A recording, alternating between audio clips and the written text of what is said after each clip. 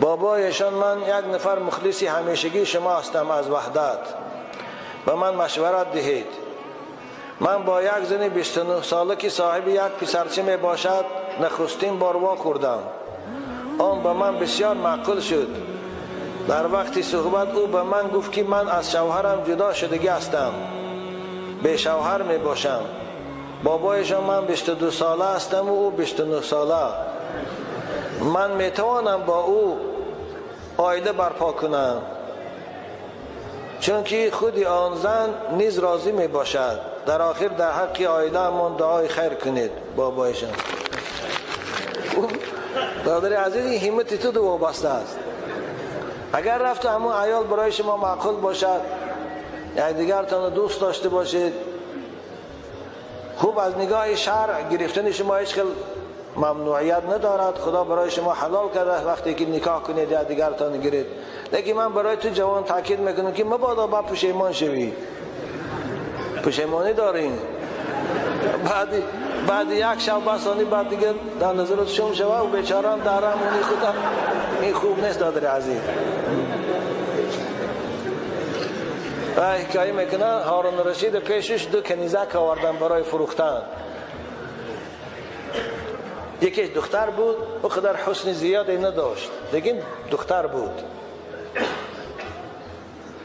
روش میده داغ داشته است.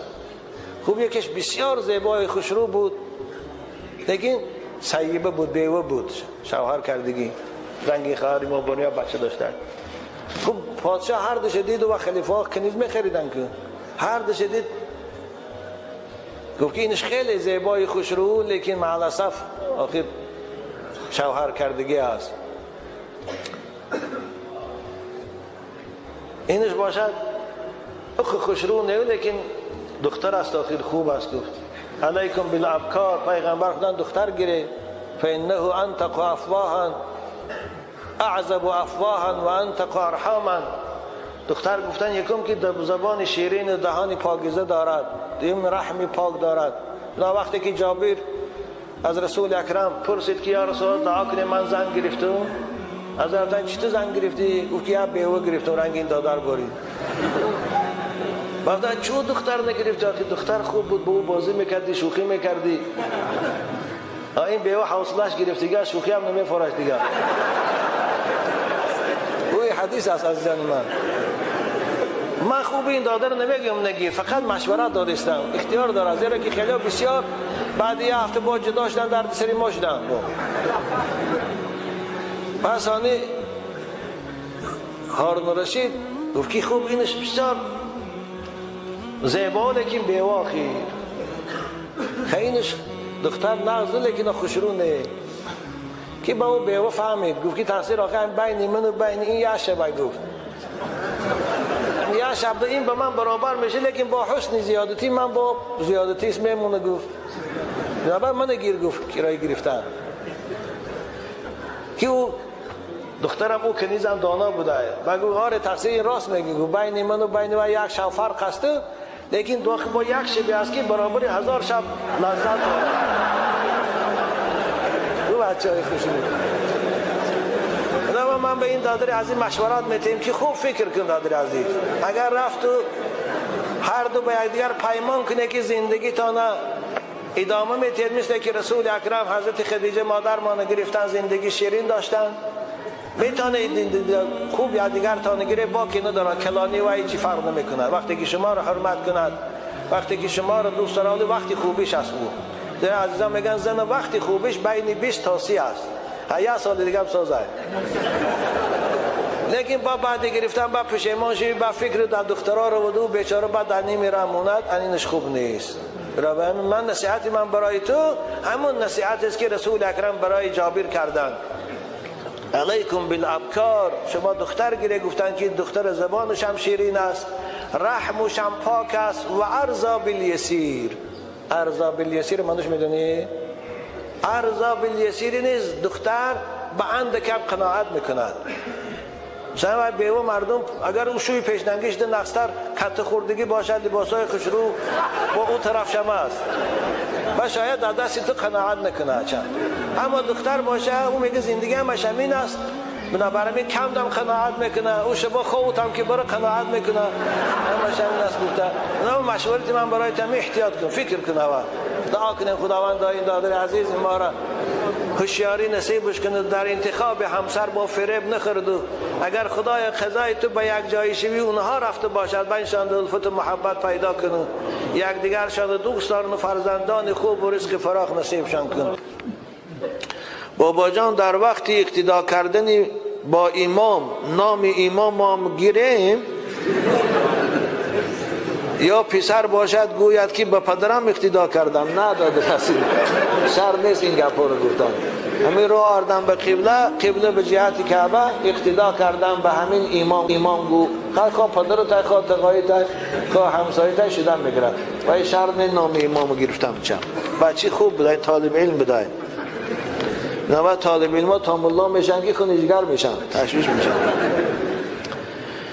بابا جان بعض جاها دا شخصان گوش و دم سگ را میبرند، آیا این گناه نیست؟ نه اگر عرف باشد اول فایده داشته باشد بریدنش باکی نداره، زیرا که گوشی دراز بعضی وقتها سبب آزار همون سگ میشه، دیگه سگا میخواین میکننش از میشد شاید به خاطر این کوتاه میکنن که یگان سگ دیگر گوش نکند و نخواید. وقتی که عرف باشد باکی ندارد. بابا جان در وقت علف درو کردن مار از پیشم براید، آن را چیکار کنم؟ گیر در بغلتان دوست. چی خوب. او این مار از کجا که براد کوشش میشه ویا. پیغمبر خدا گفتن اقتل الاسودین ولو کنتم فی الصلاة. مار و کژدم گفتن درون نماز دم که باشه کوشه. وقتی که در درون نماز پیغمبر کشتن مار اجازت داد در اون علف درو به طریق علوم میکشیده. بعد تماشا کرده میسیش روی از سنگی دست ریزن وقتی که کشتی خاطر جمع میشه به حضور درو کردن میگیری، اما نه کشتیش اگر تشویشی که با نگزم گفتم نه بچه های کش رو از دشمن حذر گفتیم و این مار دشمن است. مار و کژدمه رسول اکرم حتی در این نماز گفتن کشه. من نماز خواندی سبده که یک مار یا کژدمه پیدا شد در حالا یکم سنگه یگان جای در طور سری دو تزنباره با نماز خواندن گیر کلید نکن نمازتن. خب این بچی خوب بوده یگم چند این 16 سوال نوشته این همین وقتی ما رو تاشا هم میگیر غیرین. بابا جان در وقتی تکبیر گفتن از لبم یا از دندانم خون آمد نماز خوانم یا رفته طهارت کنم؟ البته رو طهارت کنم شما خون که بانوها طهارت میشه کنه با او دیگه نماز رو طهارت کن، اما تکبیر گفتگی میشه بعد بیا نماز تخوان. بابا جان بالای گوسفند سوار شوه مثل خر و اسب درست ای؟ چی خوب بوده این نه؟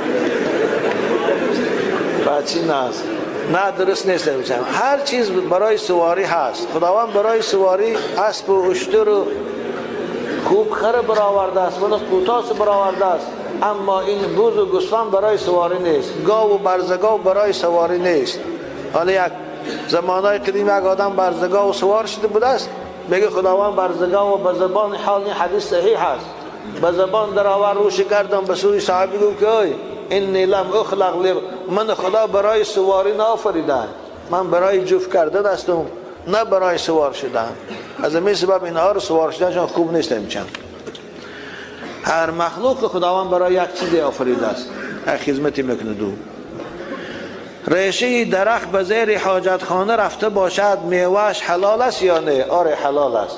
ریشه درخت چون به حاجت خانه رفته است یا که از حاجت خانه پیشاب نجاستش آبش میبرد میره درونی پالیز ده پمیدار بادرینگ ده، همه حاصلش درست است یا نه؟ درست است. او هیچ کراهت نداره که خان گفتن. بابا نیتی غسل را نخوانده به همراهی زن آوازی کنی درست است یا نه؟ آره درست است. چون همین یه جایی که قدی زنت آوازی کنی حمام درام بدی هوا خودش نیت حسابه. نیتی غسلی که من در کتاب ها هست و فرض عین چارگوی خواندن شر نیست میچم. نوایت ان اغتسل غسلا من الجنابه رفعا والحدث است. این اولش که این هیچ که نمیدونه، هم الله هم درست خواندش نمیتونه. اینا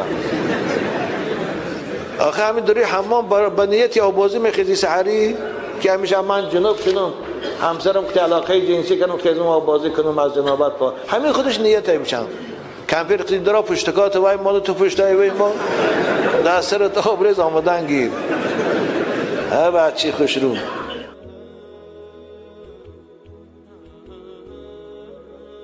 اگر خیلی کنه 2 روز پس گپای من تمامش بگذاریم دیگه مگر هم بلیت با پیشتر کنیم برون خانمون خوب باسی سوال داره خیلی بچی ناز علیکم السلام خودم همی جایی سلامت باشی بچی خدا نگهدار اینا مخلصای من در حفظ خدا باشی خب میخواستم در حق پدر و مادر و سر کلامی که همین روز خبر اومد که دیون پاره قرآن ختم بارک الله خوشا به حالت دادریم ما خدا نگهش داره خیلی عاشق ما است خداوند پدر و مادرش سلامت داره فرزند عزیز که در راه طلب قرآن است و حفظ قرآن خداوند حفظ کامل و ذهن خوب و محبت قرآن نصیبش کنه با حافظی کل قرآن شو با توی عروسیش خداوند نصیب کنه یه جایی با شما باشیم برای پدر و مادرایی که فرزنداشان اهل قرآن میکنن بازم میگن خوشا به حالتان عزیزان من رسول اکرم صلی الله علیه و سلم حدیث انس است که طبرانی روایت میکند یقال لقارئ القرآن روز قیامت که مژده خداوند حافظای قرآن کسانی که قرآن حفظ کردن و از یاد کردن میفرمود است که دست پدر و مادر گیر جنت بیا دروازه جنت می درآمدیان براق سوار میشوند خودش و پدر و مادرش حدیث طبرانی است در کتاب تربیت الاولاد محمد قاسمی ترجمه آورده است سوار براق که میشدن خداوند چی میگفته یقال لقارئ القرآن این حدیث امام مسلم هم است اقرأ ورتل وارتقی فإن منزلك عند آخر آیت تقرأها ببینه چی مکافات است ای بنده من قرآن اکن آغاز کن خواندنش شروع کن باز هم با آرامیش با تجوید ملایم خوان ورتل منو شمین ورتقی برآمدن گیر براق شاید این فایزه که ما شب آمدیم 250 کیلومتر در 1 ساعت او براق الهی ساختگی برای بندگان شاید در 1 ساعت 2,500 کیلومتر میپره شاید 250,000 کیلومتر میره تیز رفتاریش یک سوار شو برآمدن گیر فإن منزلك عند آخر آیت تقرأها در کجایی که تمام میشه و قرآن آنجا قرارگاه تو و قرارگاه پدر و مادر توست خوشا به حال پدر و مادرایی که بچه هاشان در راه طلب قرآن میگذارند از بحر آغوش گرم خود از بحر نوازش و مهربانی خود میگذارند و فرزند نزد استاد میبرند شاید رنج میکشد شاید ناراحتی میکشد اما در همش صبر میکنند بچه‌شان قرآن خوان میکنند بچه‌شان حافظی کل قرآن میکنند خوشا به حالشان که این مکافات انتظار اونهاست خداوند دادر ما را از این مکافات با همسرش با نصیب کند شما را هم عزیزان من از قطار شما ما را هم خداوند بیرهامان و فرزندامان حافظ قرآن کند و از این مکافات به نصیب کند خوب با کی سوال دارم بابایشان کواس نوشیدن درست است یا نه کواس یعنی که من نمیدونم چم این ترکیب چی داره اگر مست کنه حرامه اگر مست نکنه برای سلقینی باشه خوش این از آدمایی که میخورن ابیا پرسی بچم مولای مسجد آدم کم کم اگر خورم یا رو پرسی بیا میدونم من نخوردم ای بچگیم تا این نه نیمنات چه خوردم نه این چه خوردم نه وایشه نمیدونم بچم بازم میگم حکم شرع همین است اگر مست کنه کل مسکرین خمر قلیله و کثیره حرام هر چیزی که مست کنه حرام است خب کمش قضایی لیکن مست نکنه باکی نداره بچم بابایشان برادری که نماز میخواند با دخترش با محرم سخن میکند حکم آنها از نظر اسلام چی؟ برادری که نماز میخواند با دخترای نامحرم صحبت میکنه خوب صحبتش اگر رفت و برای حوث و برای چشم چرانی و برای شهوت نباشه برای کار باشه مثلا من شما دکان در بازار دکان داره زنها و دخترها میبیان سودا میکنن، قطیتان گفتگو میکنه، خرید و فروش ده، این باکی نداره. اما صحبتش به هوس باشه، صحبتش به نگاه با شهوت باشه، صحبتش به خاطری آن باشه که رو در دام خودت غلطانی و فریبش کنی، قولش کنی، به قول خودم کنی، این صورت حرام است این صحبت. زیرا عزیزان میگن تکون نظرتون ثم خطرتون ثم خلوتون ثم خطیئتون. همه سرچشمه زنا از همین نگاه و گفتگو پیدا میشه. وقتی که تو نگاهش کردی به هوس به شهوت، در دلت الکایده فکری وای پیدا میشه، وای کی برفت سودا کریسی هوش دقفای اوی است، چیکار کنم پگه تلفنش یاوم، پگه در کدام اسگاوی قتیش یاوم باید بار دیگه واخرم. همین نقشه کشیده میستی، این خطره میگن، نقشه دل، در دل این خیرها گذاشته میگرن. خوب بعد این چی میشه؟ با ثم خطبتون، بعد تلفنش که یافته تلفنش میکنی، جای واخری رو بعد تعیین میکنی، بعد قدم زده میری روتسیا میشه. ثم خطیئتون، بعد پیش که رفتی بعد میشه چی؟ خجالت شرمندگی، دست به دست زیارت کنی گناه، آغوشش کنی گناه، بوسش کنی گناه، خوب باز دیگر کار کنی با از او گناهی وزنین تر. بنابرای یک حدیث ده، یک روایت عزیزا میگن من حفظ نفسه هذه الاربعه فقد احرز دینه. هر کسی که خودش از این 4 چیز، از نگاه با شهوت، از فکر کردن درباره زنی نامحرم، از رفتن برای واخوری با زنی نامحرم، با دختری نامحرم یعنی بیگانه، از صحبت کردن با او خوش نگاه داره، این آدم دینشه محافظت کرده است. فقط خیخا گوشتی خوگه که وقتی که 3 بار شوشتی، بعضی میگن 3 بار شوشتن خیلی تاگ میشه، بعضی به دیگران 7 بار میشویی، 1 بارش با بخاک میشه که طاهر میشه، دعوای اوقات هم کنه خوردن میگیره. یا بار اول 1 بار خاک یا خاکستر کنی شویش، و 6 بار دیگه او گردان کنه پرتایش، میشه طاهر، اوقات کرده خوردن گرفت. خب در یک موعظه همین شما گفته که انا مولهایی که آدمای کتابی میکشن برده میشوه، یا بردگی میخواستم که 10 بارش 10 بارم که خواهی هم گپی من همینه که اهل کتاب طعامش حلاله بچم، گوشت گوسفندش، گوشت گاوش، گوشت مرغش حلاله بچم.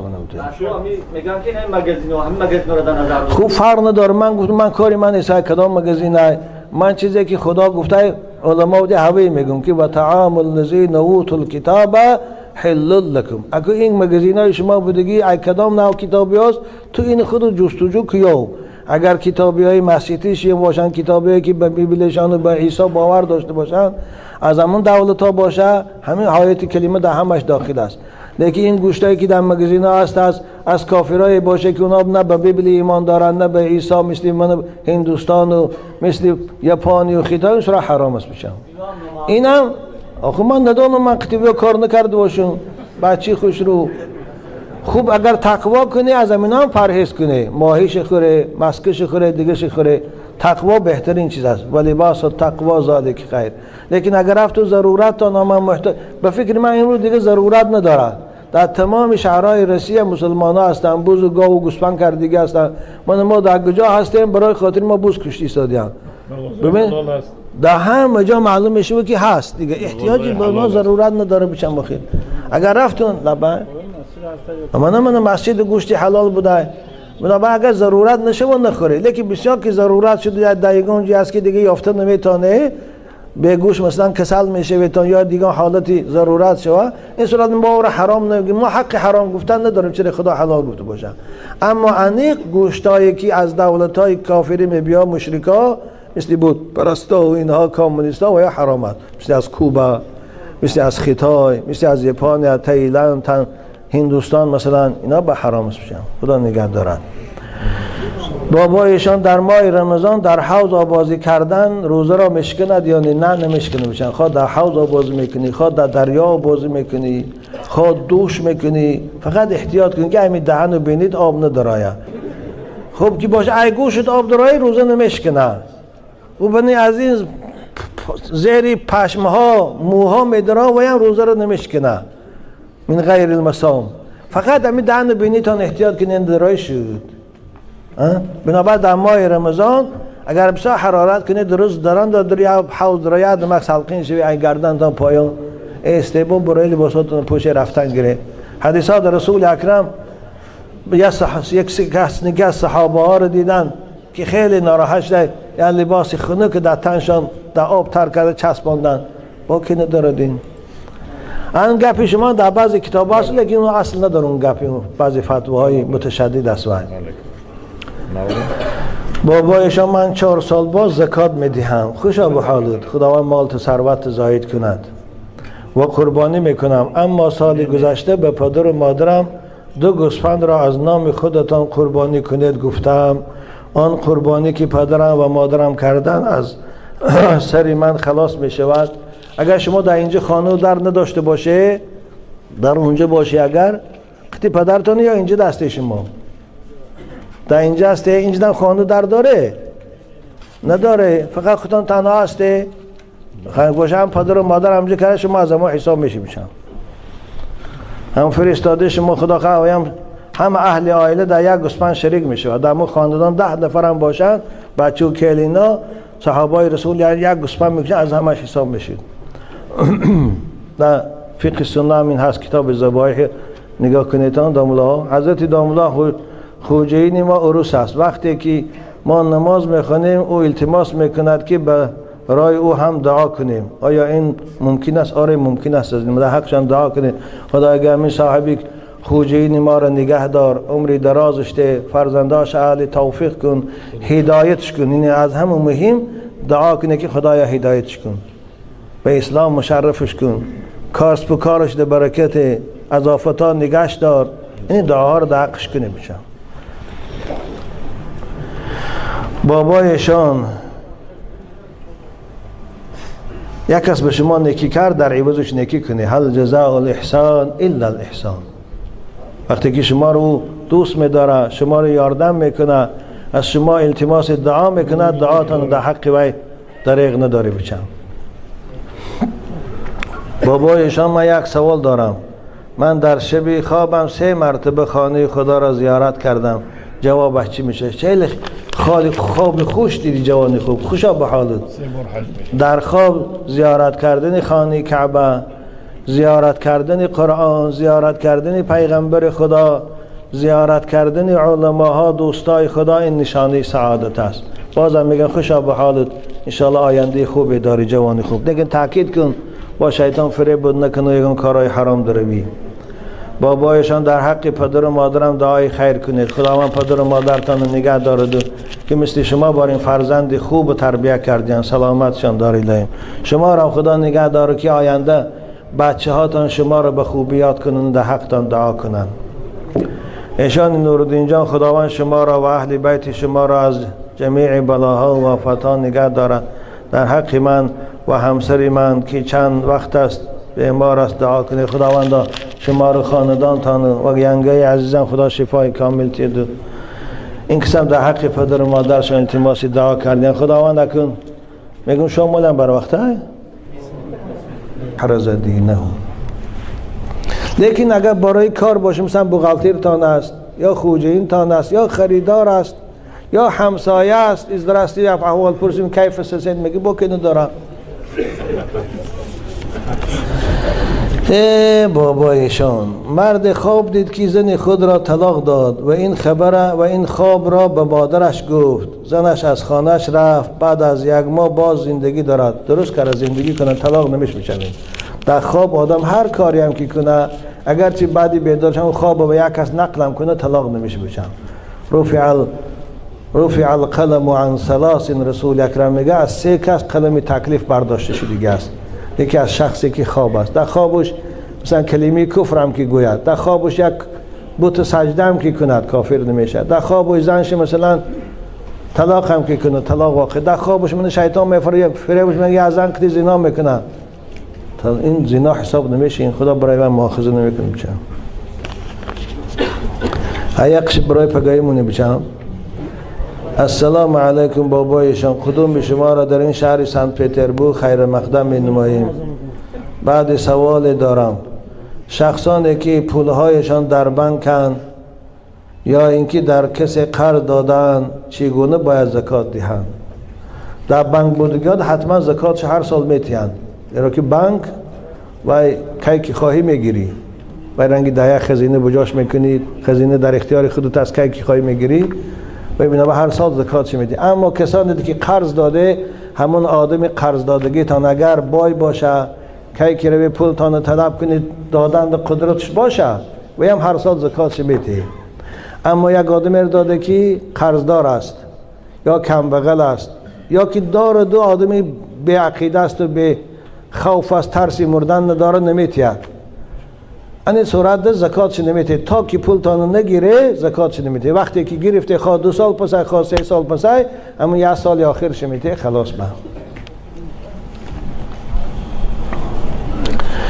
حکم کسانی که در رمضان و یا در پیش علماها نماز میخوانند و از نظر دین مبین اسلام چیست؟ در آخر در حق بیماران و به فرزندان دعا کنید. خدا همتان عزیزان من شفات دید و نگهبان شد و مهاجران را. خوب این منافق میگم چند وقتی که در پیش علما نماز میخوانند در جای خلوت نماز نمیخوانند و این منافق میگن. خدا منافقا رو دوست نمیداره، خدا منافقا رو سخت عذاب میکنه. باید بنده خدا باشه، باید برای خدا عبادت کرد. خدا همیشه همراه ما و شماست در کجایی که نباشیم. این یک دویمی که اینها ریاکار حساب میشن، پیش مردم نماز میخوانند، جای خلوت نماز نمیخوانند. خدا این تو نماز ریاکاره رو در روشان میزند. نماز ریاکاره رو خدا قبول نمیکند عزیزان من. بنابراین کسانی که اگر همین اخلاق داشته باشند هوشیار شوند که اونا سخت فریب میخورند. اونا با یک ذات روپرو شده ایستادند که وی شوخی رو نمی بردارد. ادبگاه محبت ناز شوخی بر نمی دارد. بنابر روز قیامت ریاکارا که می خستیند در پیشگاه خدا، پیش ملاحات و پیش مردم نماز میخوان، جای خلوت نه، پیشگاه خدا می رفتیند، خداوند سیاست خطی می گفتند برو ثواب نماز از همون کسی گیر که در پیشش به خاطر خرسندیش نماز خواندی. یا الله، خدا پناهی وقتی که از خدا این تو جواب میشنویم. نبا هوشیار شوی بچم.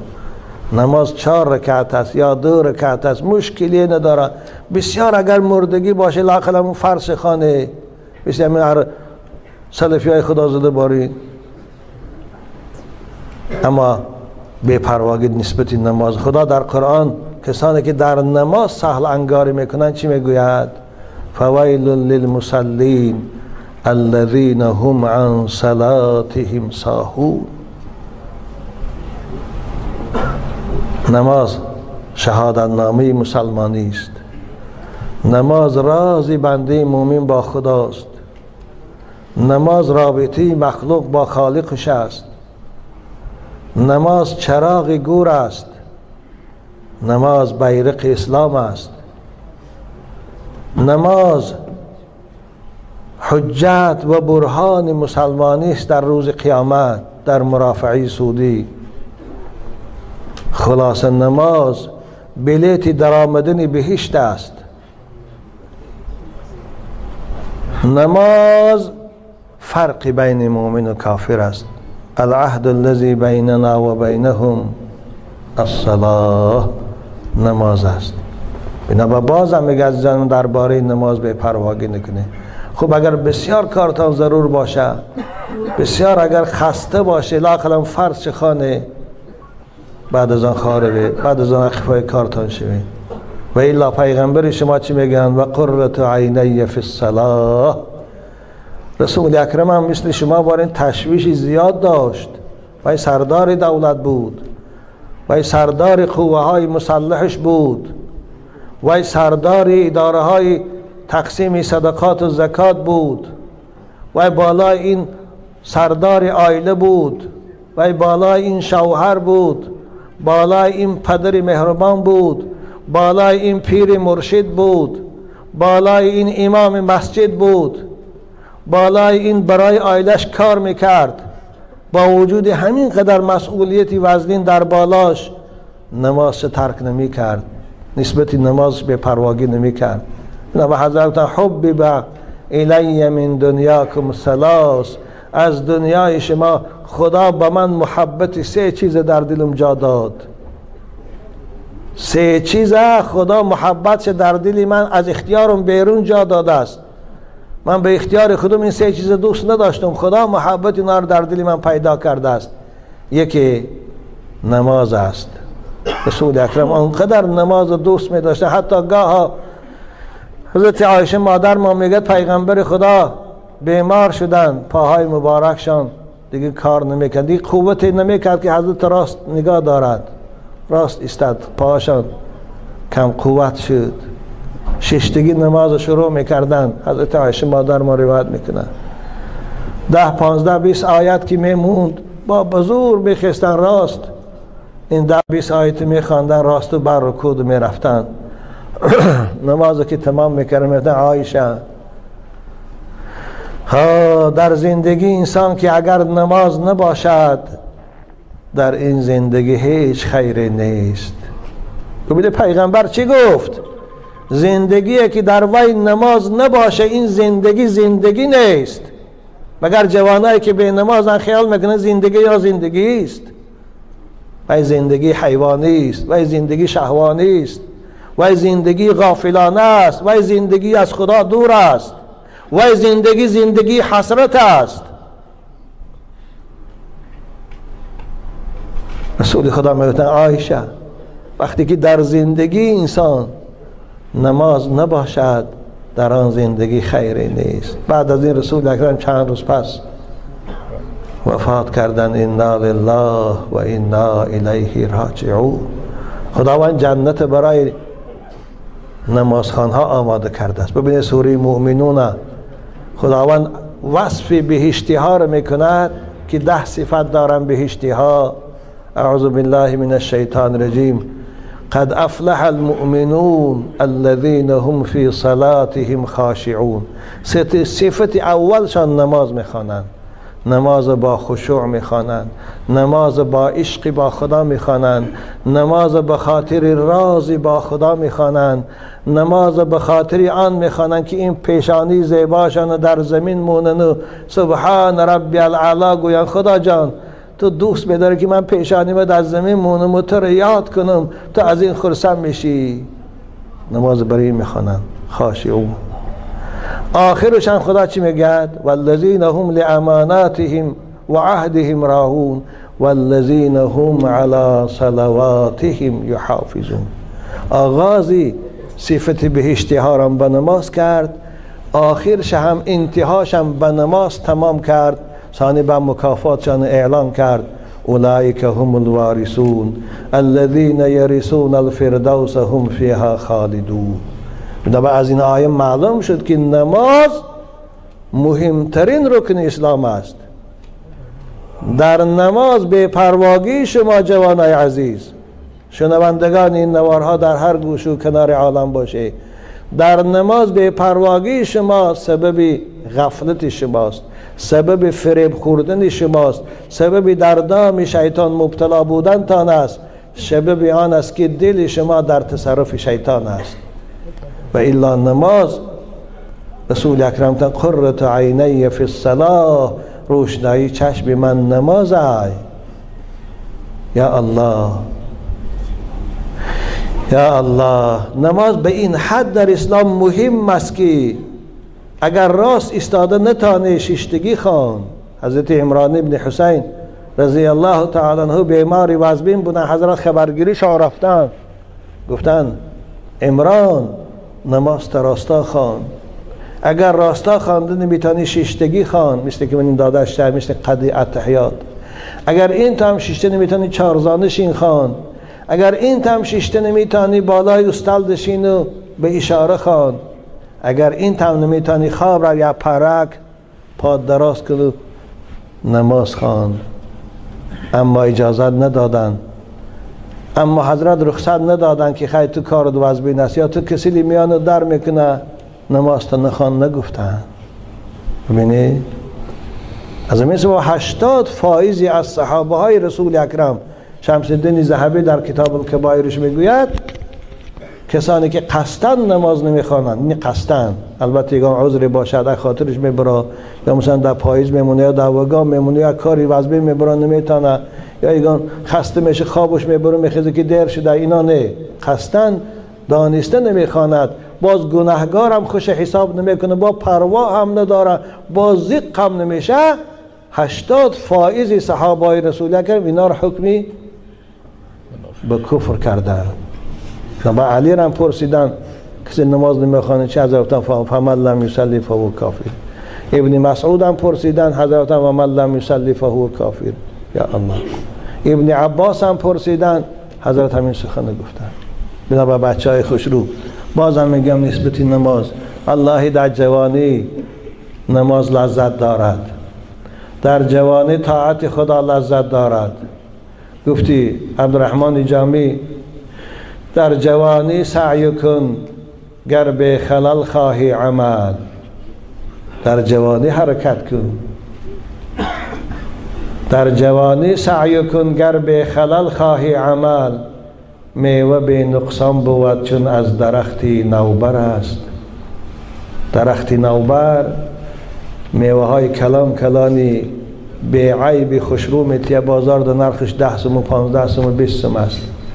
درختی که سالش رفت 10 ساله و 15 ساله شد، مثل مستفید 70 و 60 ساله بارین.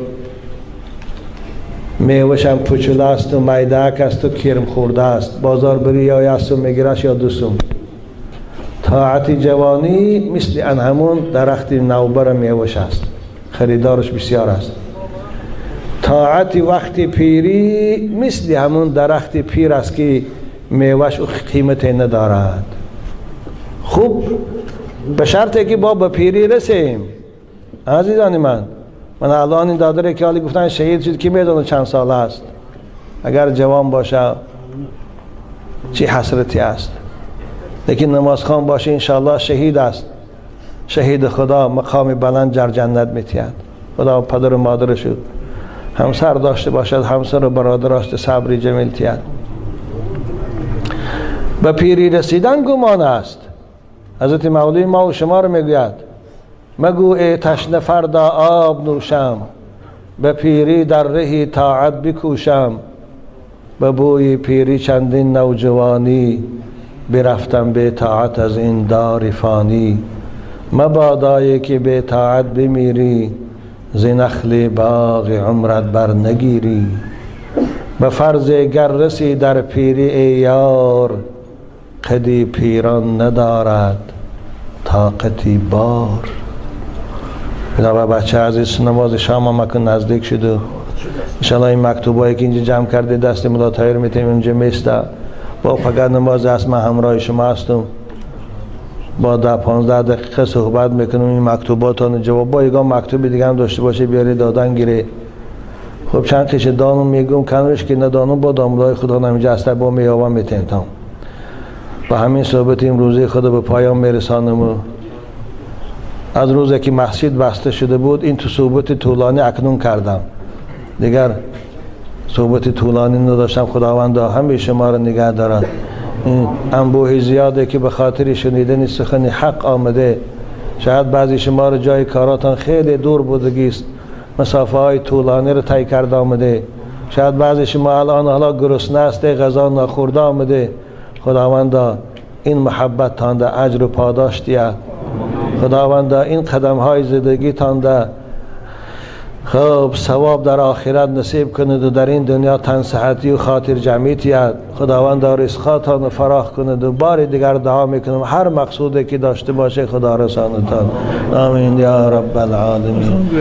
در حق ملا طاهرم، در حق حاج عبدالقادرم، در حق دیان بیگم، در حق عبدالستار خیش ما که انشاءالله با من مسابقه بوده سری بچهش خطی با میرفتین و اینا که سبب آمدن ما اینجا شدن، تشویش ما در گردن این هاست.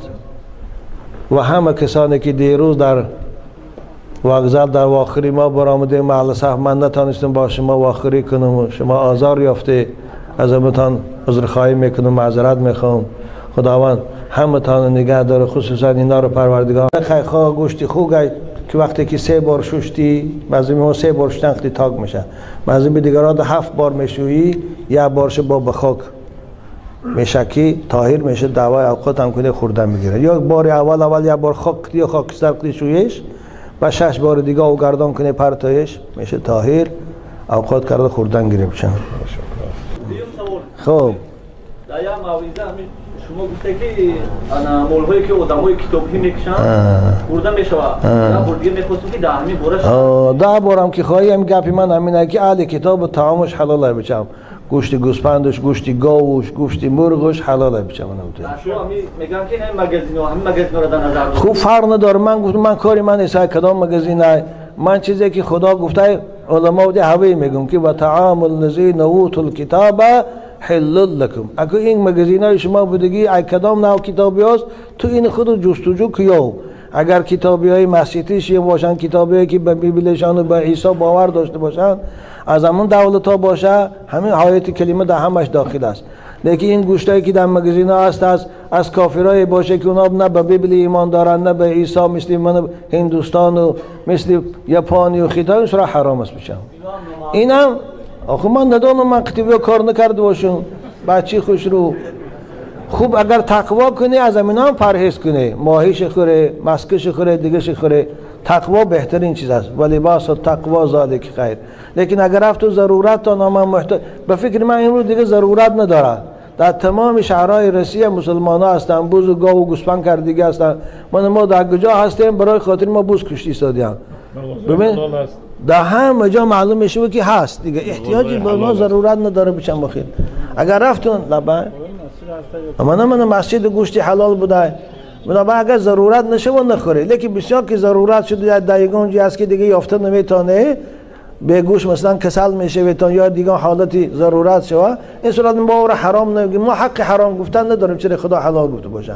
اما انیق گوشتایی که از دولت‌های کافری میبیا، مشرکا مثل بود پرستا و اینها کمونیستا و یا حرامت، مثل از کوبا، مثل از خیتای، مثل از ژاپن، تایلند، هندوستان مثلا، اینا به حرام میشن. خدا نگه دارن. بابایشان در ماه رمضان در حوض آبازی کردن روزه را مشکند یا نه نمیشکنه بشن. خواه در حوض آبازی میکنی، خواه در دریا آبازی میکنی، خواه دوش میکنی، فقط احتیاط کنی که همین دهن و بینید آب ندارایه. خب که باشه ای گوشت آب دارای روزه نمیشکنه و بنی از این زیر پشمها موها میدرا و هم روزه رو نمیشکنه من غیر المصام. فقط همین دهن و بینیتان احتیاط کنی درای شد. بنابراین در ماه رمضان اگر بسیار حرارت کنید درست دارن در یا حوض درایه دمک سلقین شوی این گردن تا پایان استیبون برای لباساتون پوش رفتن گره. حدیثات رسول اکرم یک کس صحابه ها رو دیدن که خیلی ناراحت شد، یعنی لباس خنک در تنشان در آب تر کرده چسباندن، با که نداردین. این گپی شما در بعضی کتاب هست لیکن اون اصل نداره، اون گپی بعضی فتواهای متشدد است. بابایشان من 4 سال باز زکات میدهم، خوشا به حالت، خداوند مال تو ثروت زاید کند و قربانی میکنم. اما سال گذشته به پدر و مادرم 2 گوسفند را از نام خودتان قربانی کنید گفتم. آن قربانی که پدرم و مادرم کردن از سر من خلاص میشود. اگر شما در اینجا خانه در نداشته باشه، در اونجا باشه، اگر قطی پدرتان یا اینجا دسته شما در اینجا هسته، اینجا خانه در داره نداره، فقط خودتان تنها هسته خیلی باشه، هم پدر و مادر همجا کرده شما از ما حساب میشن، هم فرستاده شما خدا خواهیم هم اهل عائله در یک گوسفند شریک میشه و در ما خاندان 10 نفر هم باشن، بچه و کلینا صحابای رسول یعنی یک گوسفند میکشن، از همش حساب میشید. در فقه سنت این هست، کتاب ذبایح نگاه کنیدان داملا حضرت داملا خوجین ما عروس است. وقتی که ما نماز میخوانیم او التماس میکند که برای او هم دعا کنیم. آیا این ممکن است؟ آره ممکن است. از در حقشان دعا کنیم. خدا اگر می صاحبی خوجین ما را نگه دار، عمری درازش ده، فرزنداش اهل توفیق کن.